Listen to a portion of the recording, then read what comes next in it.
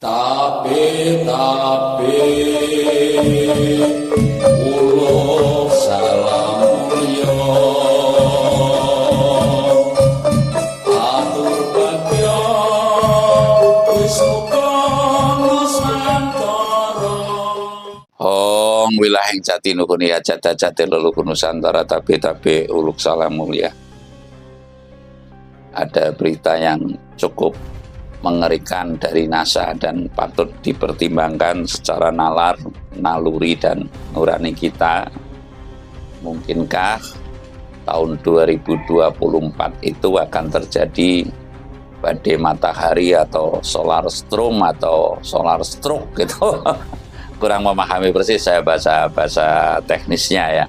Namun yang jelas badai matahari secara umum akan terjadi pada tahun 2024 lah, karena ini sudah zaman teknologi, zaman digitalisasi. Tentunya kita patut mempertimbangkan manakala terjadi kita akan bersikap seperti apa, manakala tidak terjadi akan bersikap seperti apa lah. Kalau terjadi ya tentunya ya kemungkinan besar saya meyakini akan terjadi. Karena apa?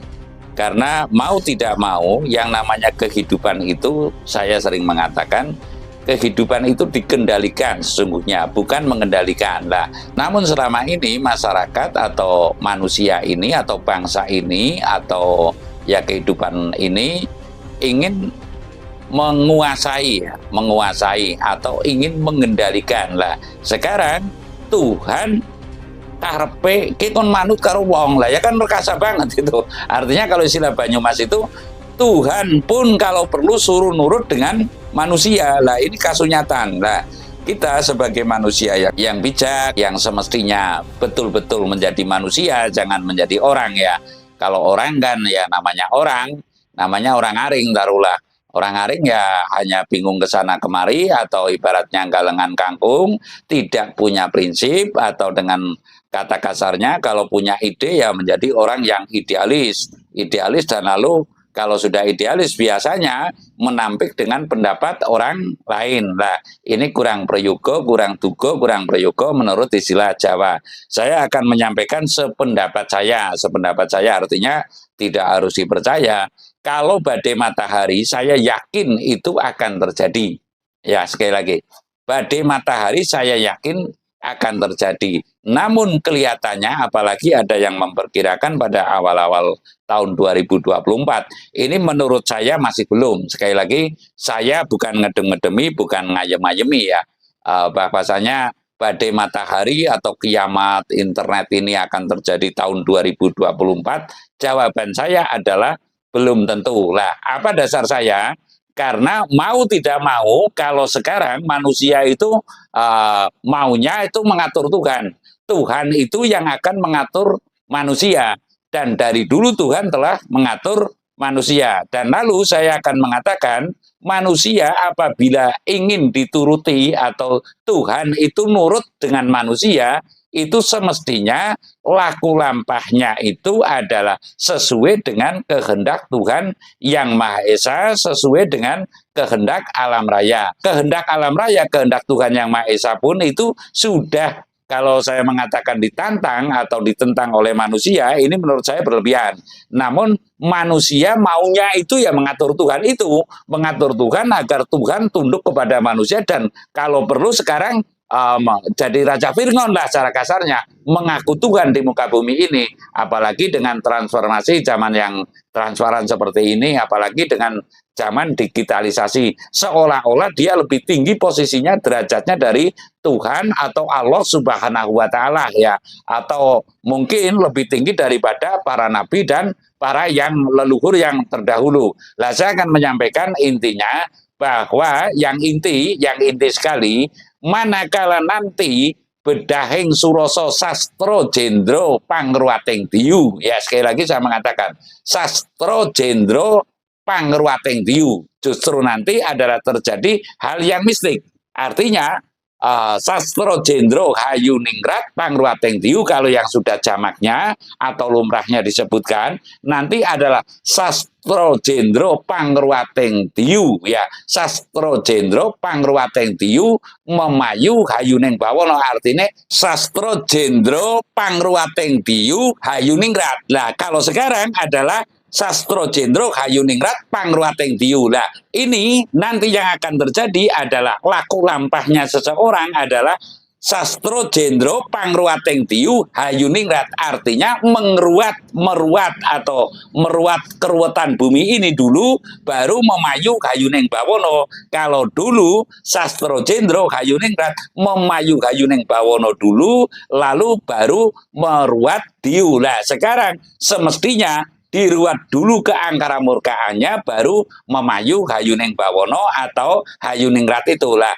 Kali ini saya menyampaikan bahwa ya yang namanya badai matahari terjadinya, baik itu badai matahari, baik itu tsunami, terjadinya itu seiring dengan bedahing Suroso Sastro Jendro Pangruating Diyu Hayuningrat ya. Manakala ini belum terlakoni, niscaya manusia hanya posisinya masih gemrungsung ya. Baik itu megatrust, baik itu badai matahari, baik itu kekeringan panjang dan sebagainya yang menjadi ramalan para dewa, yang menjadi jangkane para dewa yang saya maksud, ramalan para pendeta, ini masih tetap posisinya jalan di tempat. Laksana peribadatan sekarang manusia mau tidak mau, apabila kita lebih menghayati lebih jauh, artinya lebih dalam, hingga tidak ada yang lebih dalam, kita itu ibadah kita itu jalan di tempat. Ya, jalan di tempat yang saya maksud, dari zaman dulu banyak orang yang beramal, namun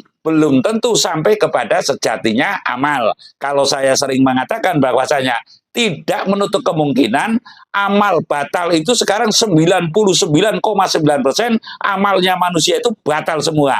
Tidak menutup kemungkinan ya ibadahnya manusia 99,9% bisa ibadahnya itu mubah semua. Mengapa saya katakan demikian? Pantaskah yang namanya umpamanya pemimpin negara hanya korban sapi 1 ton itu dibiwarakan, ditaruhlah diriariakan? Pantaskah yang namanya manusia, mohon maaf, pamer kekayaan, umpamanya, saya tidak akan menunjuk satu persatu, para artis umpamanya memamerkan kekayaan di mana di depan taruhlah masih banyak yang kurang layak dalam kehidupannya, di samping kiri dan ke kanan juga masih banyak yang belum layak kehidupannya, apalagi yang di belakang.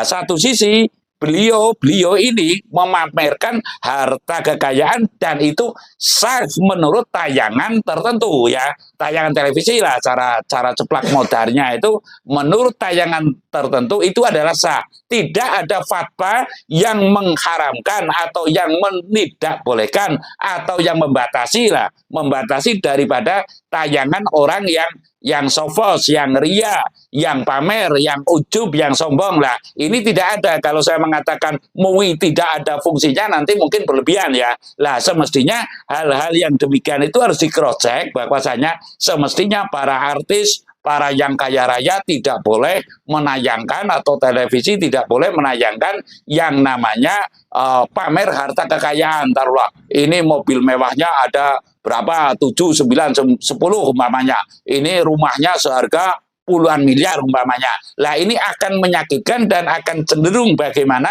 masyarakat cirik itu ingin yang demikian, padahal yang namanya hidup itu adalah garis titis pepes teneng urip sendiri-sendiri atau makomnya sendiri-sendiri dan harus dibiwarakan. Yang saya maksud ya, para ulama ini atau para brahmana ini menyatakan bahwasanya, hai manusia, sesungguhnya hidup itu tidak untuk berlomba kaya. Maka kamu jangan memamerkan hartamu, mobilmu, rumahmu dan sebagainya. Ini tidak ada sama sekali ya. Sekali lagi, mungkin kalau saya mengatakan bahwasanya ulama sekarang sudah tidak ada fungsinya, saya mungkin akan berlebihan.